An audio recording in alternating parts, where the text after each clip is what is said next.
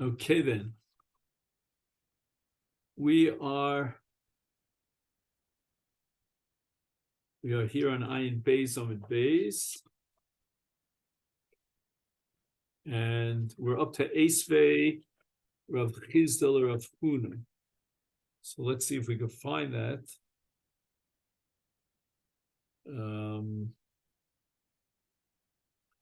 That should be towards the bottom of the Amud. I have it. You have it? Yeah.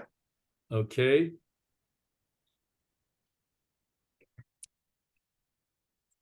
Now, we had the case of Hasra in the previous brisa, and this was a question on Rav Huna. Rav Huna says that a rodef does not need a hasra, and yet in the brisa it says rodef shayu rodef hachachaver lahargo. This we did yesterday, and Amalo Re'eh Yisrael, blah, blah, blah, blah. And he's got to say Yodea and Nishu came, and then he's got to say Almanas Ken Ani Oseh, and then he's chayav as a rodef. So the Gemara answers for Rav Huna that that's the case Trey Dinara, where there's no possibility of killing the rodef to save the nirdaf, but the best he can do is to set it up that he would be chayav in bezdin by giving him a hasra, and then we require that the Rotzeach be makabel the hasra and mater atzmo lemisa. Alternatively, the Gemara suggested that Rav Huna was basing himself on another Tana who says machmarto zuhi asra aso. So the last thing that we discussed yesterday, just to read, because I don't know if you were here yesterday, was the strange phenomenon here of hasra that seems to indicate that we can't kill the rodef, according to that mandiyoma, without a hasra. And with that hasra, he has to be mater atzmo lemisa. I mean, in the meantime, this guy is going to kill the nirdaf. I mean, are we standing idly by while he murders the nirdaf? Because the nirdaf is unwilling, or whatever happened, he wasn't mater atzmo lemisa. That's very strange.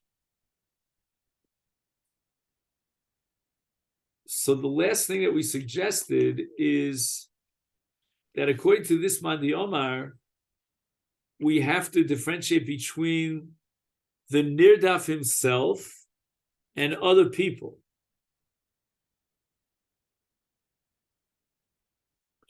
And even if we say that a rodef needs hasra, that's only for other people, in order to allow them to kill the rodef. But as far as the nirdaf himself is concerned, he can kill the rodef even without asra, because there's a fundamental difference between the nirdaf himself and everyone else. And this is based on a Gemara later on in Daf Pei Beis, that if Zimri would have turned around and killed Pinchas, then he would not be put to death for that, because he was a nirdaf. Now, if anyone standing on the side were to kill Pinchas, he would have no license to do so, because Zimri was chayav misa because of Boal Aramis, Kanoin Pogimbo. So that no one is allowed to kill Pinchas except for Zimri himself, in self-defense, if you will. Again, so even though Zimri is chayav misa, he's allowed to kill Pinchas. A very paradoxical halacha.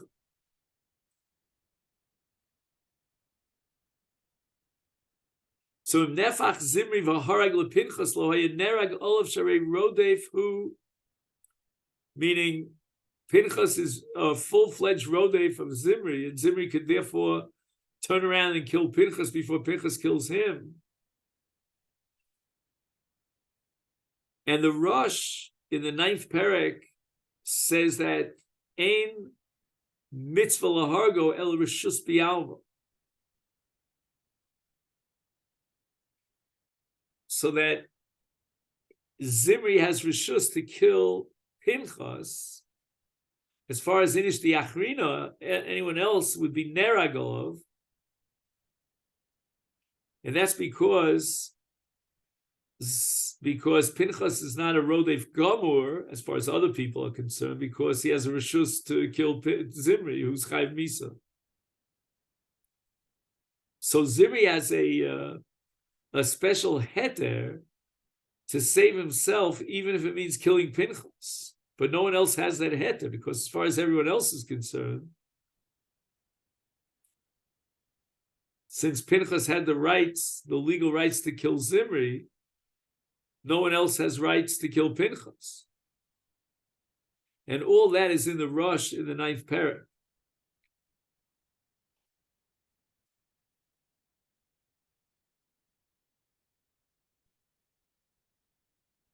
So again, we see clearly from the case of Pinchas and Zimri that there is a distinction between the Nirdaf himself and anyone else. And the same thing could apply to Asra, that when we say that according to one man the Omer against Rav Huna, a Rodef requires Asra, that's only vis-a-vis other people. As far as the Nirdaf is concerned, that's a different story. The Nirdaf is allowed to kill the Rodef even without Asra, to save his own life. So as far as Inish Achrina is concerned, there the Rodef has to be Chayav Misa, with all the conditions that apply to a Chayav Misa, one of which is Asra and a Mater Atzma Misa.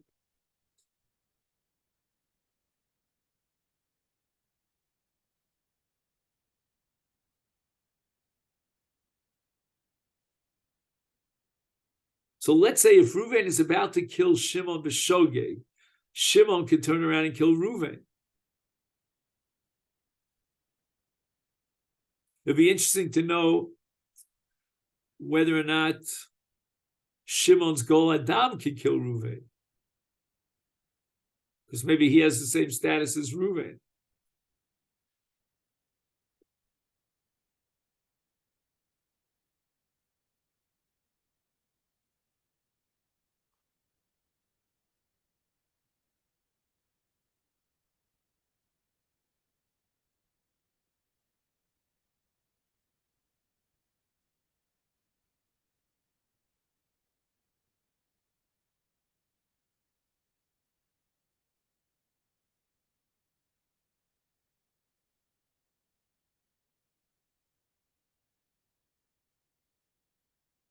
So again, the Nirdaf could kill the Rodef for that Asra, even according to the Man Omer that requires Hasra by a Rodef.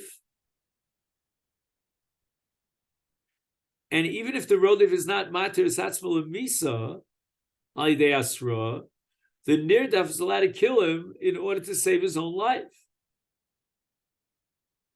Because there's a fundamental difference between the Nirdaf himself and other people. As far as other people, they kill the Rodef because of the Chiv Misa. And therefore, this opinion has it that you can't put the guy to death and say that he's Chayiv Misa unless he had Asra, like any other Chayiv Misas. But as far as the Nirdaf is concerned, he's allowed to kill the Rodef in order to be Matzalas Atzma. Not because of the Chiv Misa. So therefore, he can kill the Rodef without Asra.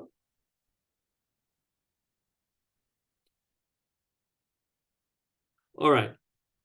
What I suggest now is let's go back to the Gemara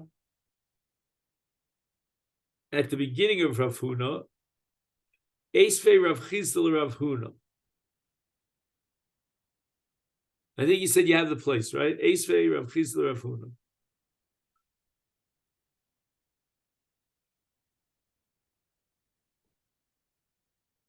Yotza Rosho Ein Nogimbo. So once the baby who's about to be born is threatening the life of the mother and has already popped its head out, then at that point, we apply the principle of ein dochin nefesh b'bnei nefesh. Amai, so the Gemara asks the kasha, Rav Chizkiah asks Rav Huna, rodefu, just like a cotton is a rodef, so to the ubar is a rodef. His birth is now threatening the life of the mother. So according to Rav Huna, we should be allowed to kill the baby in order to save the mother. And the Gemara says, no, Shani Osam de Bishmaya Koradfi.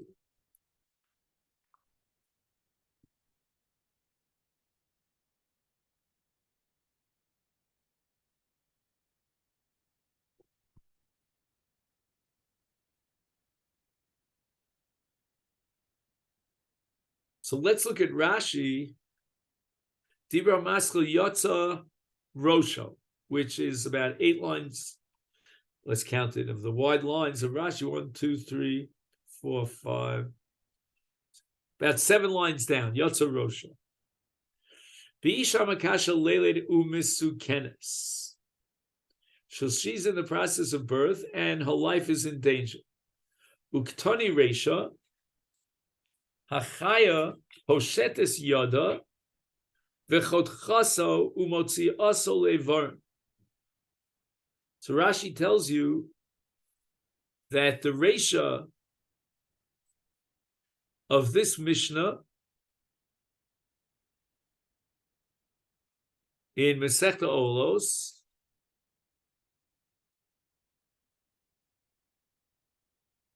Perek Zayin Mishnah Vav, just for the official statement here,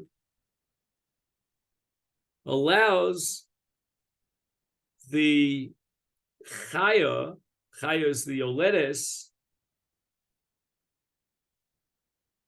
So I shouldn't say that. Say chaya is the mialedes. That makes more sense. To kill the baby. To kol zman shel yotza lavra olam lav nefeshu. V'nitan lahargo. Ulahatzelis imo. Aval yotza rosho. Now we get to the seifa. Ein nogan bo lahargo.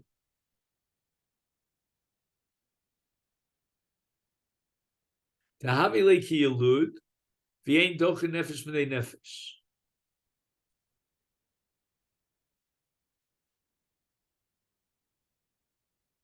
V'im tomar.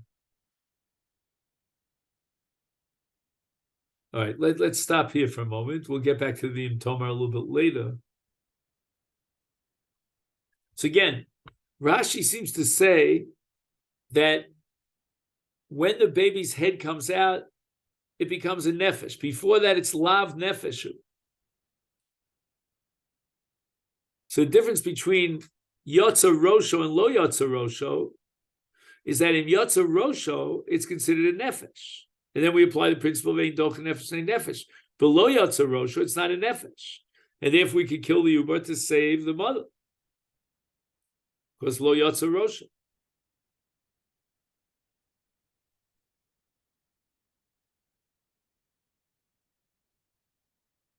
Now, let's ask the following question. When Rashi says that before the baby pops its head out, it's not a nefesh, does that mean that we will not be mechal Shabbos for the pikuach nefesh of an ubar that hasn't yet popped its head out? It's not a nefesh? So in truth, at the end of Masechet Yoma, there are Rishonim who say, they go on record as saying that we cannot be Mechal Shabbos for the Pikuach Nefesh of an Ubar. And that reflects what we see here in Rashi, that before Yotza Yidei, Yotza Rosho, is the Ubar is not called a Nefesh. So you can't violate the Shabbos. We have Pikuach Nefesh, but we don't have a Nefesh. But other Rishonim hold that we're Machal Shabbos for Pikuach Nefesh of an Ubar. So it means that an Ubar is called a Nefesh. And yet, we're going to kill the Ubar before it pops its head out. We're going to be Machal Shabbos to save the Uber's life because the Uber is called a Nefesh, but we're going to kill the Uber, says Rashi, before it pops its head out because it's not a Nefesh. So what is it? Is it a Nefesh or is it not a Nefesh? Is she pregnant or not pregnant?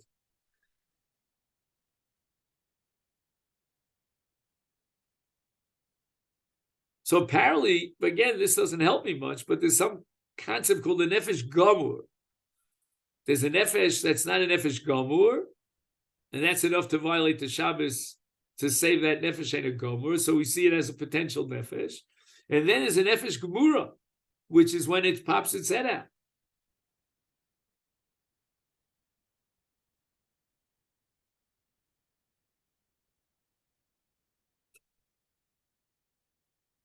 So basically,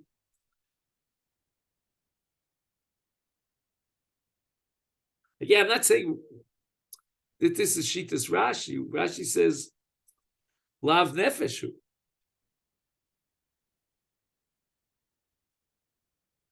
But other Rishonim would say Lav Nefesh Gamurhu. Add that word Gamur.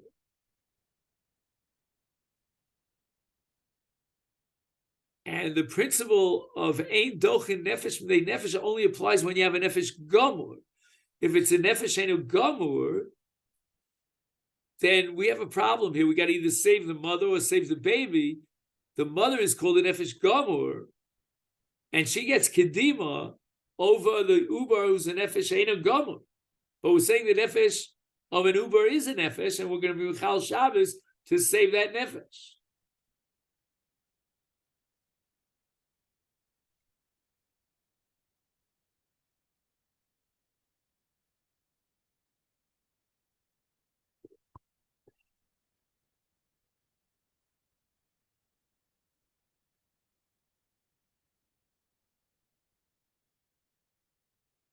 So that's point number one here. Very important point in this sugya.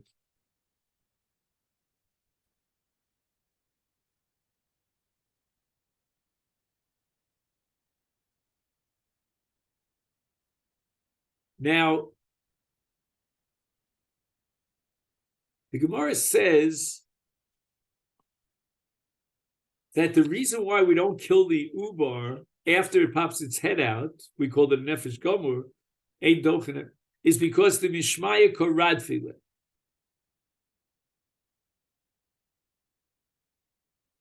In other words, you don't become a Rodef based on nature. If nature propels the baby to come out of its mother's womb, so those are the laws of nature, it's not any sort of ratzon, that's not a Rodef. But then we have to assume that a katan has a ratzon. Okay, fine. Another way of saying it is that maybe the Uber is what you call shevi altasa. The Uber is totally passive. And you can only become a rodef if you're actively involved in a ma'aser redifa.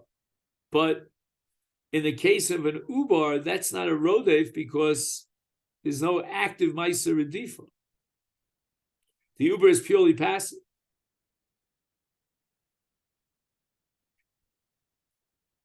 Now, if you have access to a Rambam, if not, I'll read it to you. It's a very short Rambam. At the beginning of Hilchas Rotzeach, that's in Sefer Nezikin, Perek Aleph Halacha Tes, the Rambam says, Harezu mitzvah say mitzvahs lotas lachus al nefesh harodef. That if you have compassion on a rodef, you don't kill the rodef, then you violate a lotasa. Which my assumption is he means lo tamid al dam riyach. I don't know. He says leficha choru chachamim shal ubra. That's a woman who's giving birth. She makasha lele muta lachtocha ubar b'mei'ela bein besam bein biyad mipnei shu kirodef achrea laharga. I don't know what the kirodif is with the chaf adimyon. I guess we're saying that even the Uber is passive. I mean, there's no meiser redif on the part of the Uber, and it's also chukei teva. But v'im kishe mishahotzi rosho ein nogimbo she'ein dochin nefesh b'nei nefesh v'zeu tivo shel olam.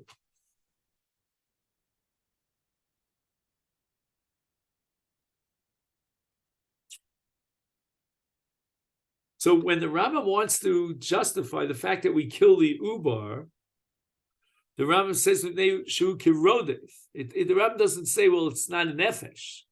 Right? Rashi says that kol zman lo yotza liyavar olam lav nefeshu v'nita lahargo lahatzil simo. So we're not killing a nefesh. The Rambam seems to assume that an Uber is a nefesh. The only thing is the Uber is a rodef. But if the Uber is a rodef, then what do we do with the Uber after it pops its head out, where the Rambam says that it's tivo shel olam and it's not a rodef?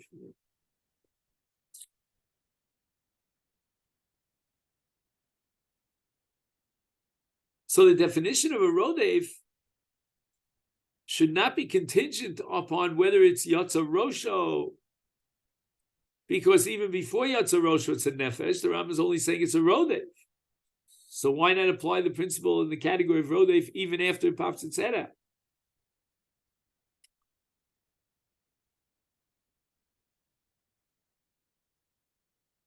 But I don't understand. The Rambam is saying mutar lachos ha'uber b'meyav mipnei kirodef achar laharga. The Gemara says that it's min hashamayim karat filo. That bothers me tremendously. How can the Rambam begin to compare the Uber to a rodef when the Gemara goes out of its way to tell you the Uber is not a rodef because min hashamayim karat filo?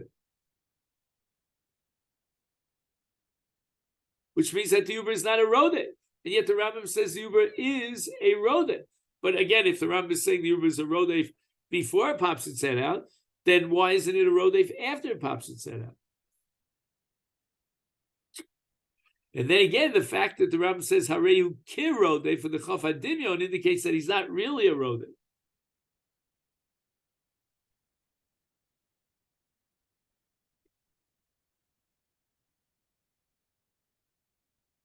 And then we have to understand the introduction here of this entire halacha about the Ubar is Harezu mitzvahs losa seshlo lachus al nefesh harodef,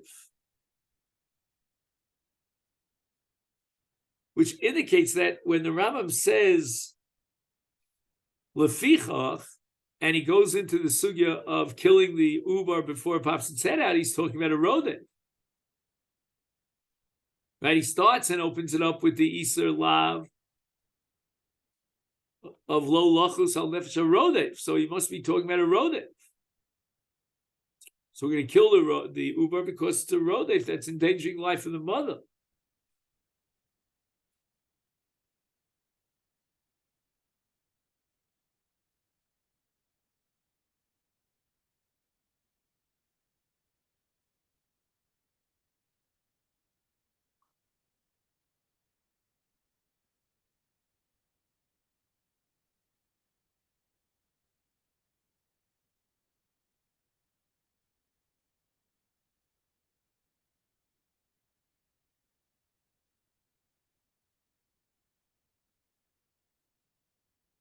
So we have a whole bunch of questions here in the Rambam.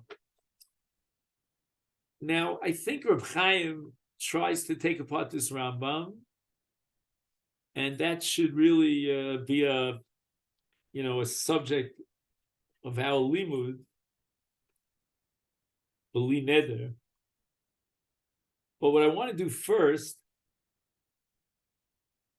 is present to you a different Rambam, and we'll see if a different Rambam might, shed a little bit of a light here on this Rambam. The Rambam I want to see, again, if you happen to have access to the Rambam, is Perk Ches Milchus Chovel Mazik Halacha Tesvav, also in Sefer Nezik.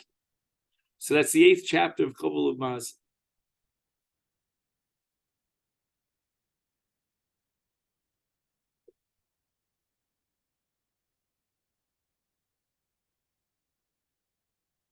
And again, we're going to talk about a boat, that's very heavy in its the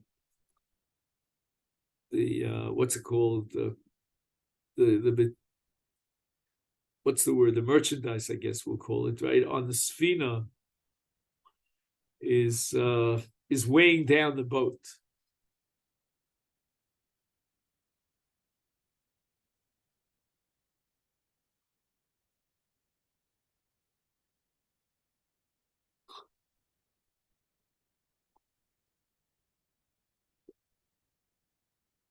You have it, Perek Ches Halacha Tes Vav. Sfina shechoshva lishover mikoved amasu. There's too much weight on the boat, and it's about to fall apart.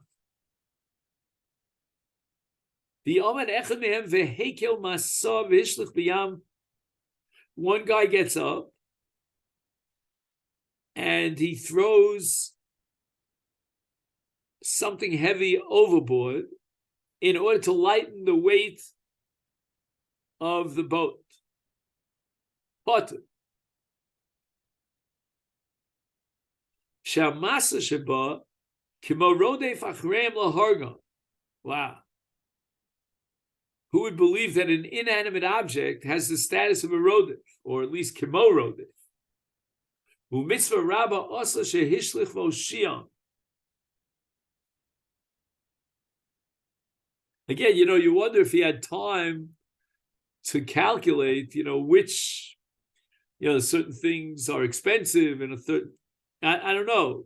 Maybe there wasn't time to make any calculations. So if anybody tries to sue him, for throwing overboard some very expensive stuff, the Rambam says no. He did a mitzvah rabbah. He saved everybody on the boat because of the rodef, by killing the rodef. So you take a look at the Hasagas Harayvin.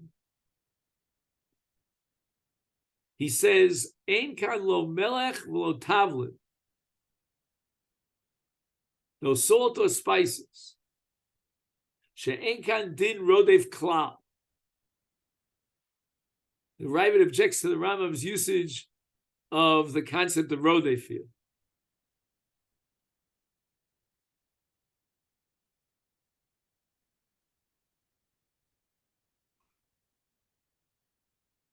So apparently the Rambam holds that there is a passive rodef, or at least he's kir rodef. So the masa, this weight that's being carried by the boat, is like a rodef. This despite the fact that it's shevi altas. I mean, there's no maisa redifa. And the Ravid doesn't tolerate it.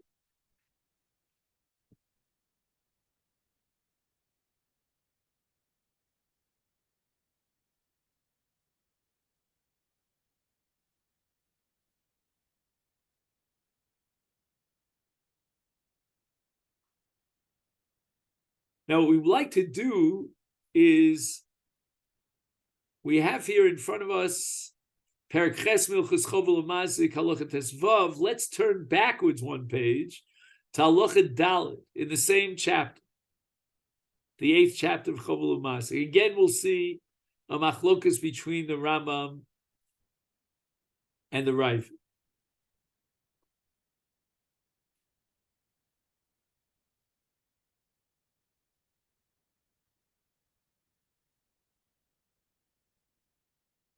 Nosa momon chaver biyado v'nosnal anos. So imagine, that this guy is going to confiscate these goods. So you take money from Reuven and give it to this Anos. So you didn't destroy the mammon. It's not Odom Amazik in the direct sense. But the Rambam says, nevertheless, Chayiv l'shalem mikol makom, af al pi shamelech onso lahavi.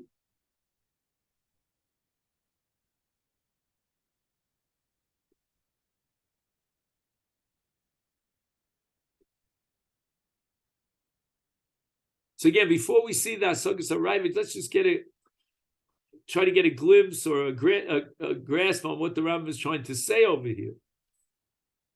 He says, "Afal pisha melech onso lahavi."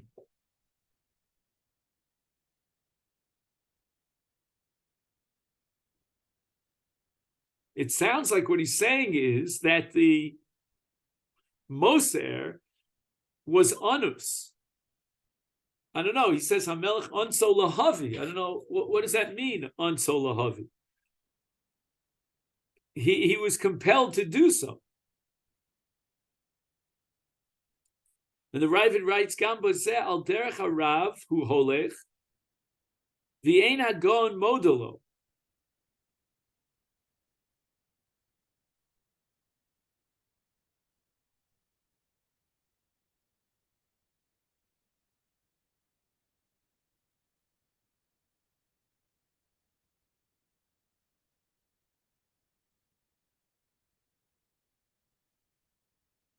In other words, the Ravid says the following: if the Rambam himself admits that Hamelch onso, I mean, you can't confront the Melech, you can't cross paths with Melech, you'll get your head chopped off. He's in a state of pikuach nefesh. So you're going to be mechayev him for tashlumin when he saved his life? Eina gon modelo. Now, he doesn't identify who the gon is, but the chen bedina, the gon is right. Shein lecha davar omein mitguf nefesh hu me'ayin yischayev lo. But sheyomis v'shil mama chavera? Well, he should die in order to protect his friend's mama. And hol v'yichtol lo b'ferish. I mean, the anos representing the melech is what's the word I'm looking for?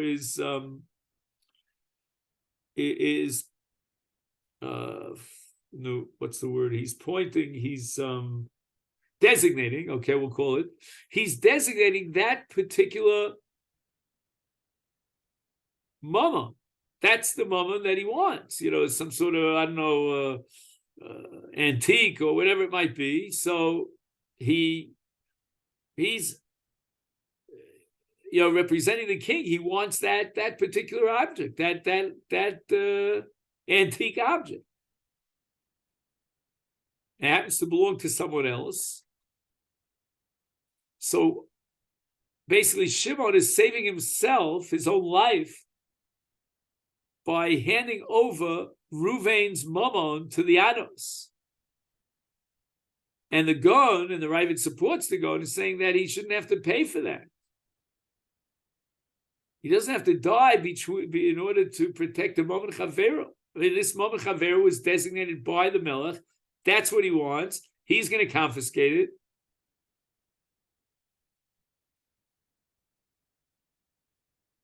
And therefore, we have to understand the Rambam. The Rambam says that he's chayiv l'shalem. And let's go back to the other Rambam. The Rambam says that if there's a masa, there's something heavy in the ship that is endangering, its weight is endangering the lives of the members of that ship, then he can throw overboard whatever extra weight there is and save the people in the boat.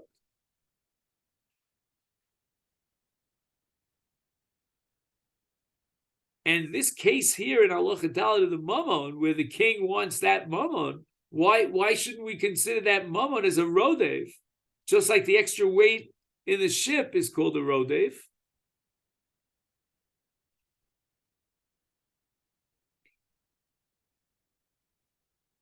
So again, if I get rid of the extra weight of the ship, I'm potter, the Rambam says, because that weight is considered a rodev. But if the Anos, representing the king, designates a certain object, and if we don't give over that object, who knows what's going to happen, then that's not considered a rodev.